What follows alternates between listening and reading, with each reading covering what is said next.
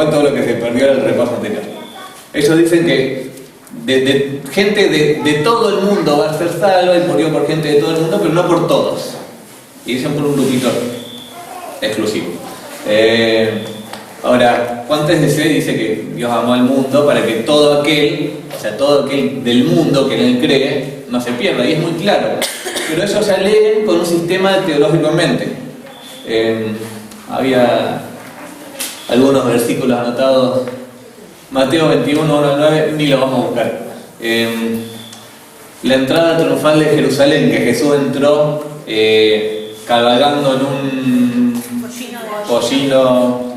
Bueno, hay pasajes del Antiguo Testamento que dicen que los príncipes, los nobles del pueblo, eran gente que cabalgaban en pollinos. Entonces dicen algunos, bueno, esto que con una idea preconcebida de que el cristiano tiene que ser prosperado y bendecido y el evangelio de prosperidad, dice, bueno, Jesús entró en un pollino porque Jesús entró como una persona adinerada, acomodada, porque el pollino no era para los pobres, era para los ricos. Nosotros tenemos que ser como Jesús y también vamos a tener riqueza, y nos dan un montón de explicaciones y usan eso para decir vamos a ser prosperados.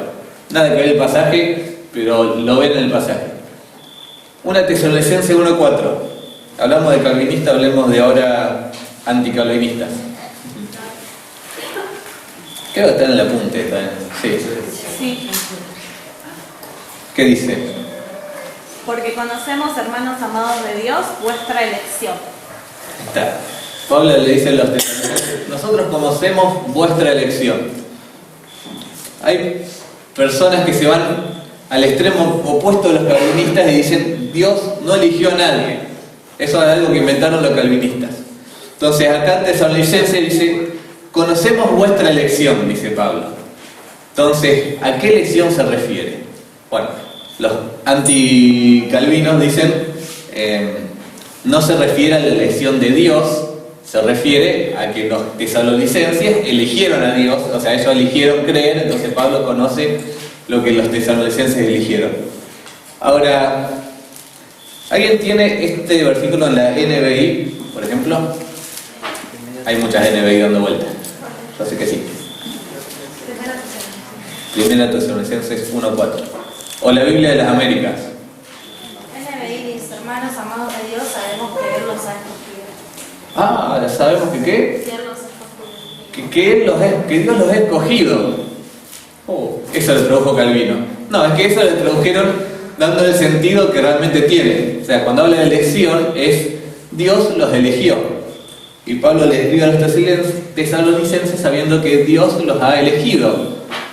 Ahora, el que niega la doctrina de la elección, o un arminiano, ponele, que se va al extremo de decir que somos salvos por obra y Dios no elige a nadie, dice, bueno, no, yo lo leo como que eligieron los tesalonicenses y no Dios. Y leen una teología en el pasaje. Solución, dejamos el último ejemplo para después. Deje que su exégesis determine su teología y no al revés. No vayamos a leer un versículo pensando en que tiene que coincidir con lo que nosotros creemos. Si lo que nosotros creemos no coincide con lo que dice el versículo, replanteémonos si está en lo correcto.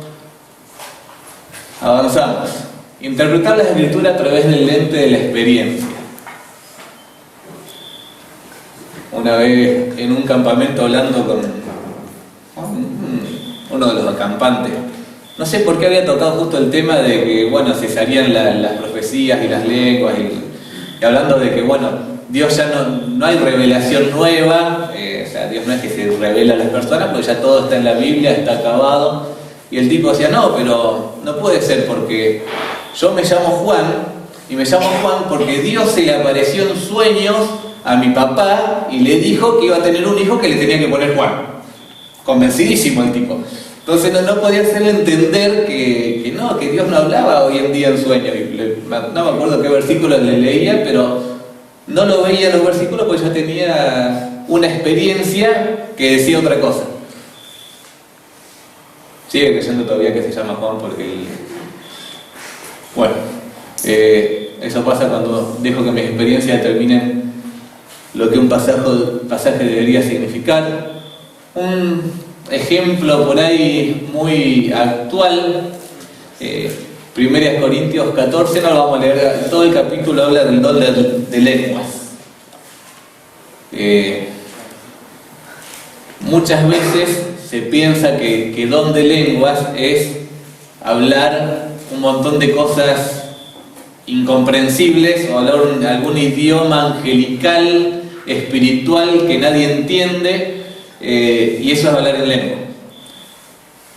Cuando uno va al texto bíblico, siempre cuando habla de hablar en lenguas, habla de hablar en idiomas. Hoy en día, la persona que es bilingüe habla 2 idiomas. No es que hable español y hable en lenguas. Las lenguas siempre en la Biblia son idiomas. Lo tenemos en el ejemplo de Hechos.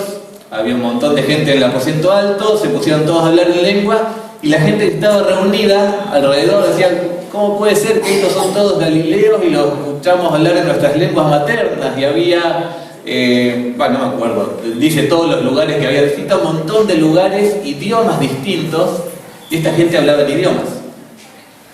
No es casualidad que en la otra parte de la Biblia que se menciona es solo la iglesia de Corinto.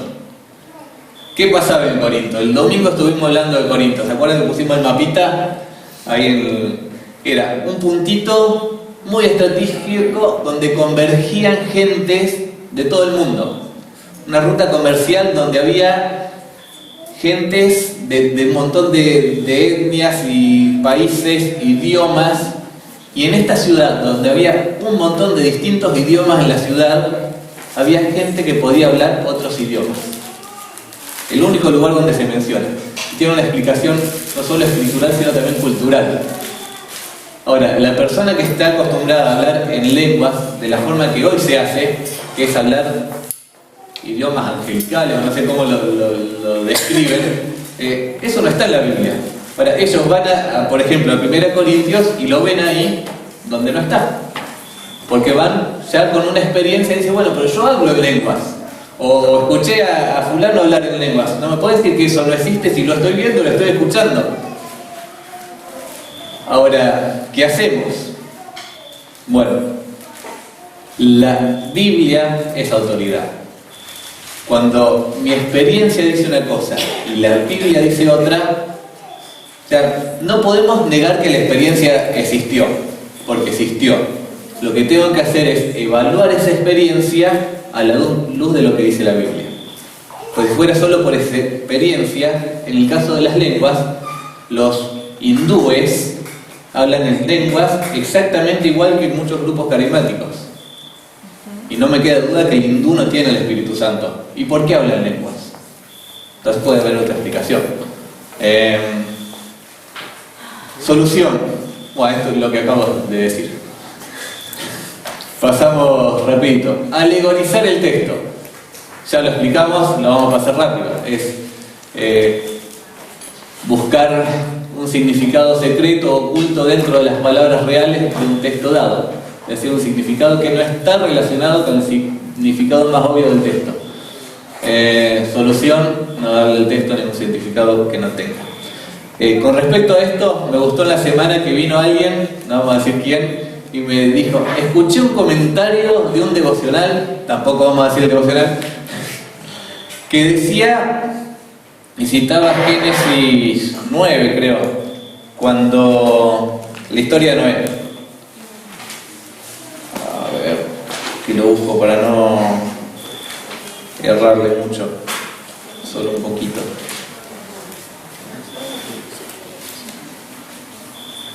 Génesis 9. Bendijo Dios a Noé y a sus hijos y les dijo: fructificad y multiplicaos y llenad la tierra. ¿Era ese? Sí, ves. No miren para atrás. Bueno, el comentario que escuchó esta persona del devocional decía: bueno, en base a este versículo sacaba una enseñanza que teníamos que ir y llenar la tierra con el evangelio y predicar y hacer, como poblarla, digamos así, evangélicamente, hacer hijos espirituales y discipular. pero no está hablando de eso, Génesis. Yo estoy seguro que cuando Moisés escribió eso, no lo hizo pensando que teníamos que salir a predicar. Entonces no podés sacar una enseñanza así de un pasaje donde no está. Bueno, y esta persona vino y me preguntó, che, esto no es así, ¿no? Le dije, no, obviamente que no. Pero me gustó que lo pudieran ver. O sea, y no ver para criticar o para cuestionar la enseñanza de alguien, sino para poder discernir espiritualmente lo que estoy escuchando. Hoy vamos a terminar con esto. Y vamos a dejar el más interesante para la semana que viene. Cristo, hasta suena difícil decirlo, cristologizar el Antiguo Testamento. A ver, ¿alguien puede decir cristologizar? Muy bien. Está bien, no era difícil, el burro era yo. ¿De qué se trata esto? ¿Alguien puede decir cristologización? Es una forma del método alegórico de interpretación bíblica, en el que el intérprete busca imágenes de Jesús escondidas en todo el Antiguo Testamento. Esto se está poniendo muy de moda.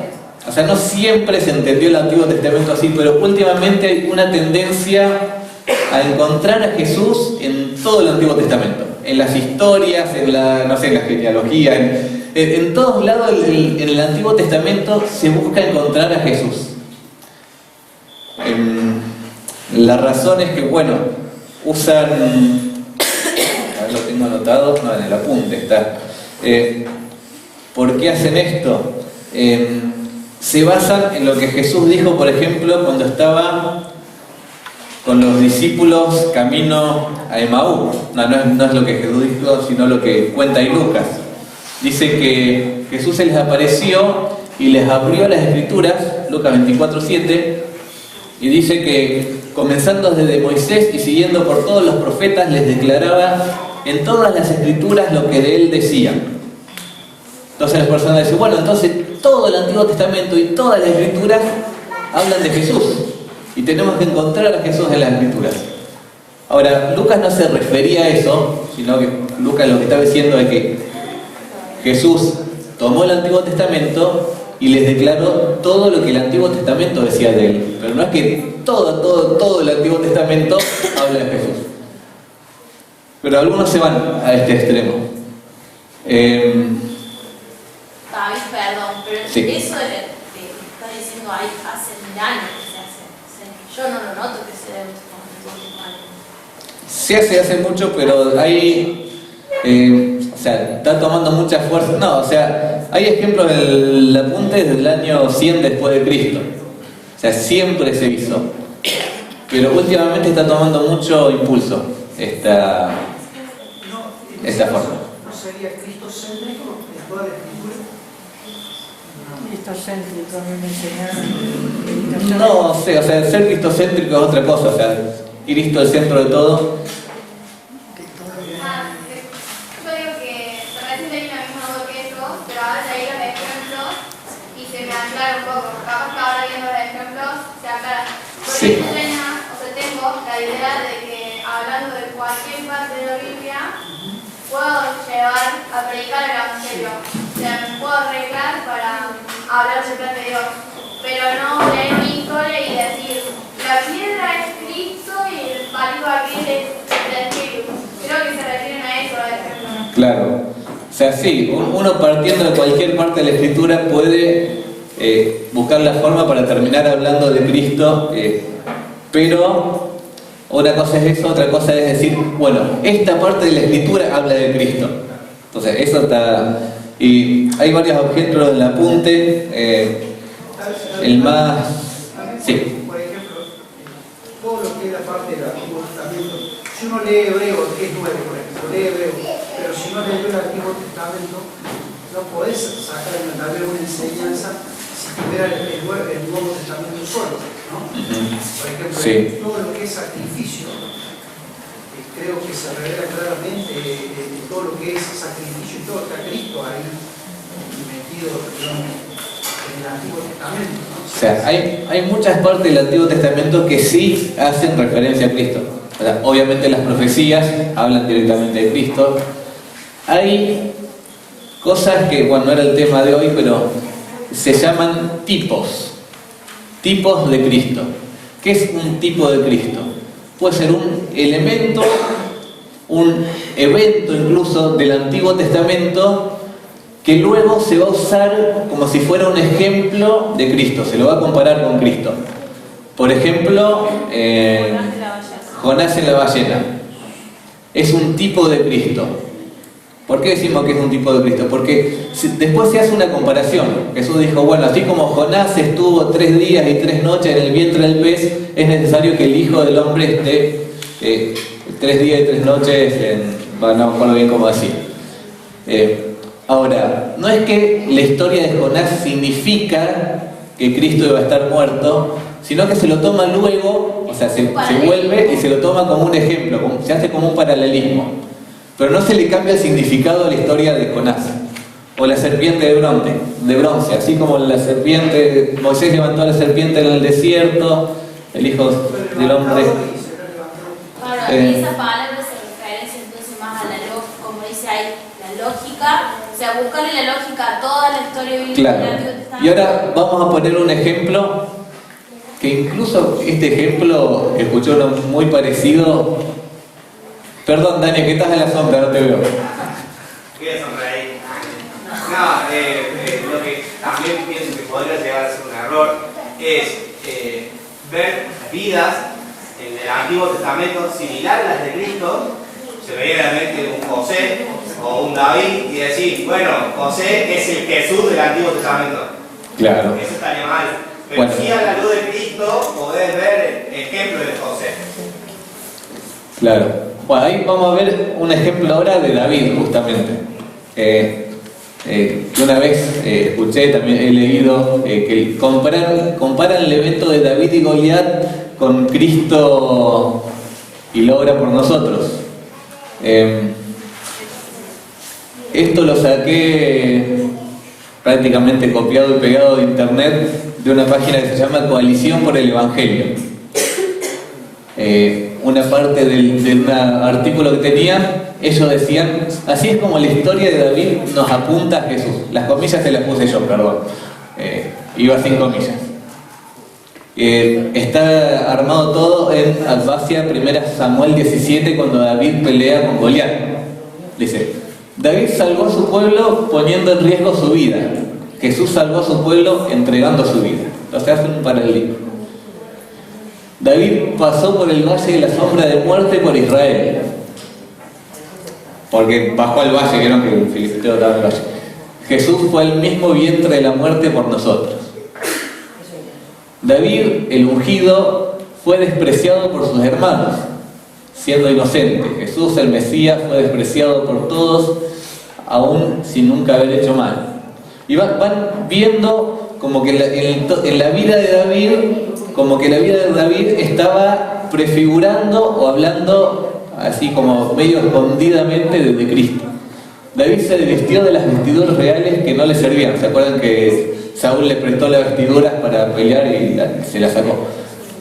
Jesús se desvistió de sus vestiduras reales que le quedaban perfectas para vestirse de las ropas de dolor y debilidad que nos pertenecen. Ahora, incluso ahí no está bien hecho el paralelismo, porque a David, o sea, no era que eran sus ropas que se sacó para pelear, o sea, eran ropas que le prestaron, no le quedó y la tiró, o sea, pero bueno, David buscó cumplir la voluntad del Señor en valentía. Jesús cumplió cada mandato de Dios hasta su muerte. David sería el mejor rey de la historia de Israel. Jesús es el rey eterno de toda la creación. Y calza justo, David venció al gigante terrenal a través de su debilidad.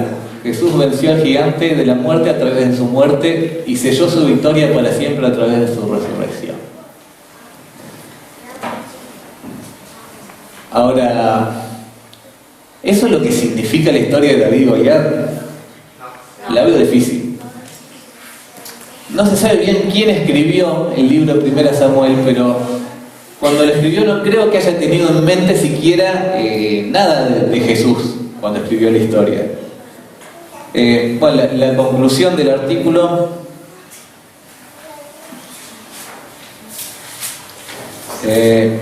termina diciendo, el artículo de internet dice: entonces, ¿cómo podemos vencer a nuestros gigantes?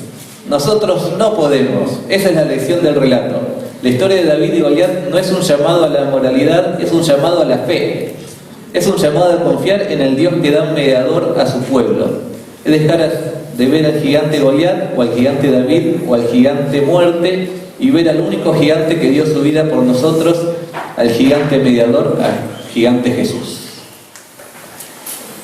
No se refiere la historia de David y Goliat de ver a Jesús, como decían. ¿A qué se refiere? Ya que estamos ahí, acompáñenme. Vamos a terminar, no nos vamos a quedar con la duda. Aunque tampoco, acompáñenme en 1 Samuel, tampoco lo vamos a llegar a estudiar, pero ver un par de cositas que nos pueden tirar un dato. ¿A qué se puede referir esta historia? Y les tiro ya un tip. Cuando estén estudiando una historia bíblica, por lo general, llegando al final de la historia vas a encontrar para qué se escribió, para qué te la contaron, la conclusión. Y por ella, llegando al final del capítulo, primero vamos a leer versículos 34 y 37. 34 acá.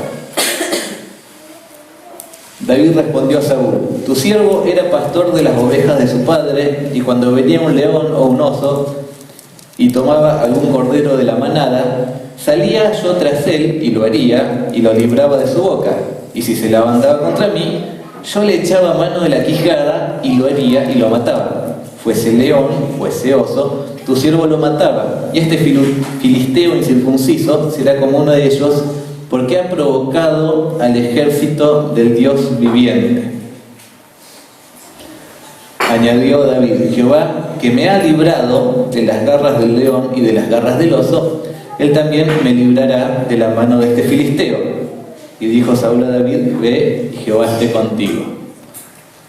Y versículos 45, 47. Entonces dijo David al filisteo: tú vienes a mí con espada y con lanza y jabalina, mas yo vengo a ti en el nombre de Jehová de los ejércitos, el Dios de los escuadrones de Israel, a quien tú has provocado. Jehová te entregará hoy en mi mano, y yo te venceré y te cortaré la cabeza, y daré hoy los cuerpos de los filisteos a las aves del cielo y a las bestias de la tierra, y toda la tierra sabrá que hay Dios en Israel. Y sabrá toda esta congregación que Jehová nos salva con espada y con lanza, porque de Jehová es la batalla, y Él os entregará en nuestras manos. Toda la historia era para enseñarle a las generaciones futuras y a Israel un simple principio: la victoria es de Jehová. Jehová no salva ni por tus capacidades, ni por la fuerza del ejército, ni con espada. La batalla es de Jehová y Él salva. Y así como este filisteo provocó a Jehová y Jehová usó a David para matarlo, Jehová es el que va a pelear siempre por Israel. Y este es un principio que va a quedar grabado para siempre en la historia, que es Jehová el que pelea. De eso se trata la historia. Bueno, solución. Si el autor de cualquier escrito del Antiguo Testamento no tuvo la intención de hacer referencia a Cristo, entonces no debo forzar la interpretación del pasaje para ver a Cristo en él. No debo, como por así decirlo, tirarlo de los pelos para encontrar a Cristo donde el escritor no lo quiso poner. ¿Alguna pregunta? Terminamos temprano, así que pueden hacer todas las preguntas que quieran. Yo quería hacer un comentario en cuanto a esto de todo. El otro día veía en internet, promocionaban una Biblia nueva que se llama, no sé si está en español, pero se llama La Biblia de Jesús. Y es una Biblia justamente comentada, donde todas las historias del Antiguo Testamento tienen un comentario donde te explican, entre comillas, cómo esa historia hace referencia a Jesús. Entonces, o sea, me parece que es interesante, porque es como dicen, y por ahí, me parece, siempre se hizo, pero últimamente es algo que escucho más. Incluso por ahí en programas de radio escucho, o estudios que uno escucha, que por ahí uno escucha confiadamente porque tiene buena referencia a la persona, o porque lo hemos escuchado antes y su enseñanza ha sido sana, pero cometen... No creo que a propósito, pero este error de decir que determinada historia habla de Cristo cuando no es así. Y muchas veces cometen ese error junto con interpretar el Antiguo Testamento a la luz del Nuevo. O sea, se dan las dos cosas en simultáneo. No digo con eso que tienen que descartar todo lo que escuchan, pero sí tienen saberlo ver. No, escuchando lo que voy a decir ahora, yo hace más de 30 años que conozco al señor Noel y siempre principalmente en clases bíblicas, ¿no? Durante todos esos años al menos que yo me quiso, por supuesto, mucho más antes, siempre se ha contado las historias de los niños y también en esa historia se va relacionando la vida de Jesús, o se lo lleva al menos para que el niño conozca a Jesús. O sea, qué trabajo duro va a ser ahora para los maestros. Es un poquito más de trabajo, pero no tanto más, porque, por ejemplo, podés usar la historia, como decía Candela recién, como una introducción para después pasar a hablar de Jesús. Vos le contás la historia de David y Goliat, podés estudiarla, podés incluso interpretar la historia como realmente es, y después decir, bueno, hay una historia parecida que pasó muchos años después, y es la historia de Jesús, que también venció a un problema gigante, o llamarlo como quieras, pero no mezclarlas, o sea, solo una como introducción para después contarle la historia de Jesús, y también se puede hacer. Por ejemplo, creo que también del Antiguo Testamento, todo el Antiguo, parecía que tenemos un Dios súper poderoso, grande, maravilloso, y no le voy a quitar mérito ahora, porque del Nuevo Testamento en adelante, yo creo que para mí el Dios de antes es el mismo Dios de hoy. Tiene el mismo poder, la misma vigencia, toda la misma capacidad para hacer, deshacer. O sea, pareciera que lo minimizamos por ahí, ¿viste? Que el Nuevo no tiene tanto poder como el del Antiguo, ¿viste? O las historias que por ahí las minimizamos también. Creo que en todo ha actuado Dios. ¿No? Me da por ahí esa interpretación que por ahí minimizamos un poco el poder de Dios hoy, actuando. Y por lo general, en las iglesias en general, menospreciamos mucho el Antiguo Testamento, cuando lo deberíamos valorar. Por lo general, las predicaciones de los domingos siempre se va al Nuevo, no predicamos el Antiguo. Fíjate lo que dice 1 Corintios capítulo 10, versículo 6. Dice,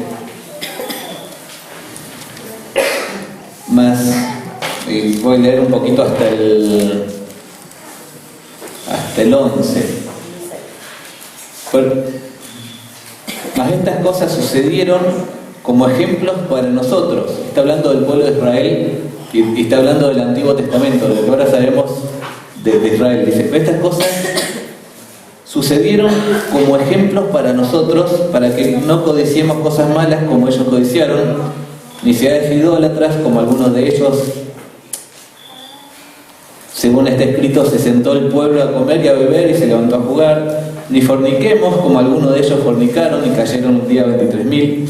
Ni tentemos al Señor como también algunos de ellos le tentaron y perecieron por las serpientes. Ni murmuréis como algunos de ellos murmuraron y perecieron por el destructor. Y estas cosas les acontecieron como ejemplo y están escritas para amonestarnos a nosotros, a quienes han alcanzado los fines de los siglos. Todo el Antiguo Testamento, todo lo que se escribió para amonestarnos a nosotros. Así que si lo descartamos y no lo leemos, estamos descartando una parte importantísima de la Biblia, porque vamos a caer en los mismos errores que ellos cayeron. Y hay algo re interesante en este versículo 11. no dice que estas cosas están escritas como ejemplos para nosotros. Dicen, estas cosas les acontecieron como ejemplo y están escritas para amonestarnos a nosotros. En el plan de Dios, Dios permitió que exista un pueblo de Israel, que se equivoquen, que pequen, que se restauren y que vivan todo lo que vivieron. Dios permitió que pase todo eso como un ejemplo para nosotros. O sea, todo el Antiguo Testamento está ahí y pasó en la soberanía de Dios como una herramienta para instruir a la iglesia. Así que si lo descartamos, estamos descartando algo importantísimo. Creo que no hay que perder de vista la integridad que tiene la Biblia. Más allá de que uno tiene que interpretar correctamente, como vos decís, no cristologizarla, no hay que perder de vista que es íntegra. O sea, de Génesis y Apocalipsis es una cosa, digamos. Son ingredientes diferentes, por decirlo de una forma, pero es una sola cosa. Entonces, si no caemos en el error de, como los orientales que tienen los primeros 5 libros de la Biblia y obviamente que no son salvos que van en el infierno. Creo que más allá de eso, en cierta forma el Evangelio es eso, ver íntegramente todas las partes. No separarlas. Inclusive en el principio mismo, Dios, cuando hace la creación, está la Trinidad de Dios actuando, ¿no? O sea, creemos que, bueno, siempre lo sostuve, es Cristo, no lo podemos sacar en el nuevo solo y en el antiguo no, pero para mí todo está Cristo aún vigente en toda la Escritura. Tengo que corregirlo, pero digo, es interesante cuando voy a sacar todo eso. Ahí, déjame hacer un comentario, después le damos lugar a Dani y a Ivana y basta porque se pasó la hora. ¿De qué forma el Antiguo Testamento es útil para amonestarnos a nosotros? Bueno, volvamos a la historia de 1 Samuel 17. Acabamos de leer, vimos que era Dios el que en medio de esa guerra que tenía el pueblo de Dios, Dios iba a luchar para salvarlo. Iba a ser notorio a todos. ¿Y en qué me sirve eso a mí? Bueno, por implicación, Dios es el que lucha las batallas de su pueblo. Fue así en el Antiguo Testamento, fue así en la cruz, es así ahora. Es el Dios que tenemos, el Dios que lucha y da la victoria a su pueblo. Somos el pueblo de Dios. De acá a 2-3 semanas se va a salir en un viaje misionero a 600-700 kilómetros a pelear una batalla contra el reino de las tinieblas. Se va a estar presentando el Evangelio, se va a estar predicando. Hay un enemigo que está furioso y no quiere que se haga el viaje, y hay una guerra, hay una lucha que no vemos. Ahora, ¿podemos estar seguros de que Dios pelea por su pueblo? ¿Dios le dio la victoria a Israel? Sí. ¿Dios nos va a dar la victoria a nosotros? Sí. Porque ese es el Dios que tenemos. El Dios que pelea por Israel, por la iglesia y por todo. Dani. Después la cantamos. Ya tengo la victoria. El próximo reunión de oración arrancamos con eso. No, quería hacer un comentario en cuanto a lo que decía Dani de los maestros de clases bíblicas. Nosotros en casa, entre muchos materiales que uno va comprando para los chicos, tenemos una Biblia de niños que creo que se llama La Gran Historia, una cosa así. ¿Qué hace esto? Cuenta cada historia principal del Antiguo Testamento y al final muestra cómo esa historia nos puede ayudar como un ejemplo que apunta a Cristo. Por ejemplo, me acuerdo de la historia de Abraham y Sara, el bebé que Dios les prometió. Entonces, al final de la historia dice, muchos años después, Dios también prometió otro bebé. Y te va como generando la expectativa de que hasta que llega la historia de Jesús como un disparador. No es que no tenemos que ver todo lo que Dios hizo en el Antiguo Testamento como una cosa que señaló a Cristo, porque cada cosa que pasó, cada plan, cada cosa que Dios permitió, es el plan de Dios para salvarnos a nosotros. El plan de Dios estuvo desde el principio, nuestra salvación estuvo desde el principio. Pero tenemos que tener cuidado de no decir, este pasaje del Antiguo Testamento, tal cosa significa Cristo, es lo mismo que Cristo. O sea, o fulano de tal es un... o fulano de tal representa a Cristo. Sí. Y esta área también de los padres, sentarse, no podemos tampoco delegar, yo no digo esto, pero no se puede delegar a los maestros tampoco la responsabilidad de enseñar la sana doctrina. Yo creo que es una cosa que también hay que corroborar en casa, digamos. Claro que sí. Gracias Claro a que Dios, sí. la iglesia se enseña bien. Pero digo, es una cuestión de que no hay que delegarle a otros ese punto. No, obviamente quien tiene hijos, el primer responsable de educar a sus hijos y de cuidarlos de los errores es sus padres. Se fue la hora. Un ejemplo, estábamos creo que fue el último culto familiar. Tenemos un material que bajamos de internet, te vas enseñando las historias bíblicas, vas sacando enseñanzas, explicaciones de la historia, por lo general bastante bien, y a veces hacen cosas como esta, ¿no?